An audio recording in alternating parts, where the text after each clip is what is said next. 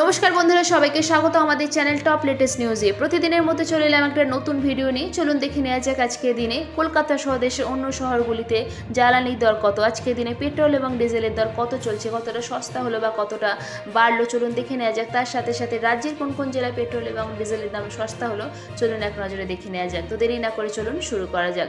আর যেহেতু প্রতিদিনই পেট্রোল এবং ডিজেলের দাম ওঠানামা করে আর নতুন হার দেশের সরকারি তেল কোম্পানিগুলি ঘোষণা করে, আন্তর্জাতিক বাজারে অপরিশোধিত তেলের দামের উপর ভিত্তি করে এই দর নির্ধারণ করা হয়। তো এবার চলুন দেখে নেওয়া যাক আজকের দিনে পেট্রোল এবং ডিজেলের দাম কত চলছে।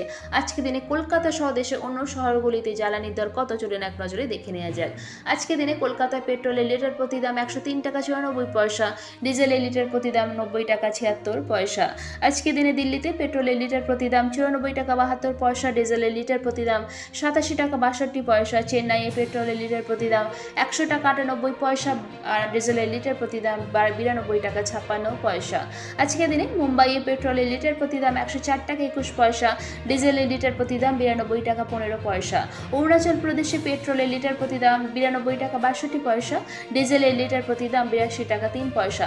আসামে পেট্রোলের লিটার প্রতি দাম 96 টাকা 59 পয়সা, ডিজেলের লিটার প্রতি দাম 88 টাকা 82 পয়সা। এবার চলুন দেখে নিন এক রাজ্যের কোন কোন জেলায় কত সস্তা হলো পেট্রোলের দাম।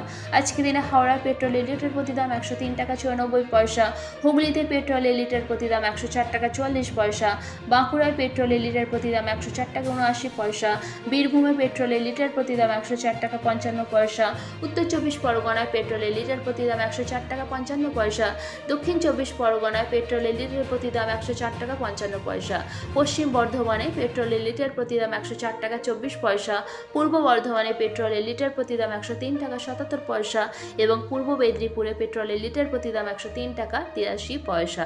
আশা করছি ভিডিওটা ভালো লেগেছে। এরকমই পেট্রোল এবং ডিজেলের প্রতিদিনের আপডেট পাওয়ার জন্য চ্যানেলটিকে অবশ্যই সাবস্ক্রাইব করে পাশে থাকবেন আর লাইক শেয়ার করতে অবশ্যই ভুলবেন না। ধন্যবাদ।